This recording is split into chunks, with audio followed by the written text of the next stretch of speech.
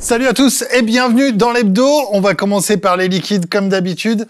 On a une nouveauté chez Fighter Fuel qui s'appelle le Hero, qui est dispo en 100, en 50 et en 30 ml concentré. C'est du 30-70 VG.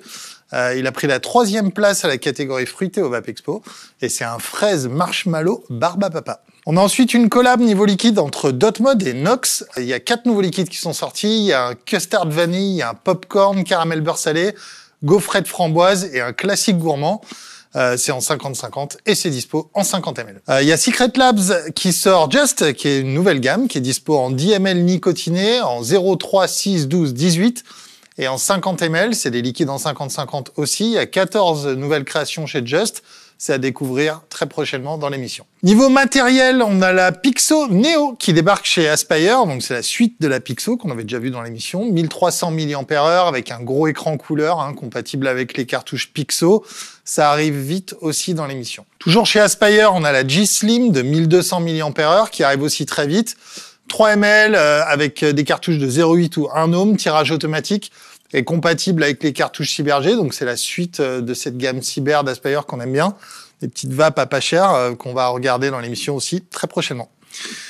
Pas trop de bonnes nouvelles au niveau de l'actualité. La taxe sur la vape est arrivée en Espagne au 1er avril. C'est tombé. Ça a été approuvé d'abord pour une entrée en vigueur au 1er janvier 2025, puis ça a été repoussé au 1er avril 2025.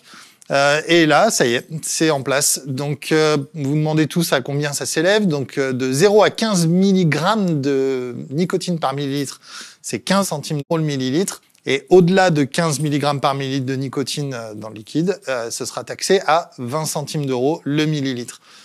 Alors, il y en a beaucoup qui s'inquiètent de certaines fermetures d'enseignes, d'une montée en puissance du marché noir, et puis, pire encore, d'un retour vers la cigarette combustible. Dans un contexte où on a plus de 24% de la population adulte qui fume toujours, c'est un petit peu compliqué. Évidemment, il y a l'effet passerelle, il y a tout un tas de choses qui sont rentrées dans cette décision.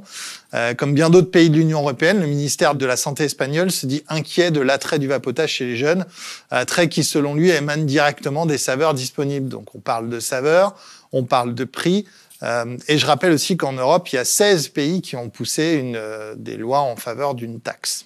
Au Royaume-Uni maintenant, qui était un peu notre exemple du pays de la vape dans l'Union européenne, même s'ils y sont plus, le Parlement a voté l'interdiction générationnelle de fumer. Mercredi 26 mars 2025, le Royaume-Uni a franchi un pas de plus vers l'entrée en vigueur de son interdiction générationnelle de fumer. L'interdiction générationnelle, c'est quoi? C'est simplement une interdiction de fumer quand on est né à partir d'une certaine date. Là, en l'occurrence, ce sera tous les gens qui seront nés après 2009. Ils n'auront plus le droit d'acheter ni tabac, ni vape, ni sachet, ni quoi que ce soit de nicotiné. C'est vraiment une interdiction qui concerne toute une génération. Donc là, pour l'instant, parce que c'est pas complètement adopté, la Chambre des communes a de nouveau confirmé ses positions. La loi a été adoptée à 366 pour et 41 contre. Reste néanmoins la Chambre des Lords, qui doit statuer au cours des prochaines semaines. Pour beaucoup, c'est une formalité. Ça semble très bien engagé, en tout cas, pour que la Chambre des Lords appuie la Chambre des communes. On va finir avec une petite citation de Philippe Bouvard qui a dit « Avec le tabac et l'alcool, l'administration est la plus grande blanchisseuse d'argent sale de notre époque ». Je vous souhaite à tous un très bon week-end et je vous dis à lundi. Ciao, ciao.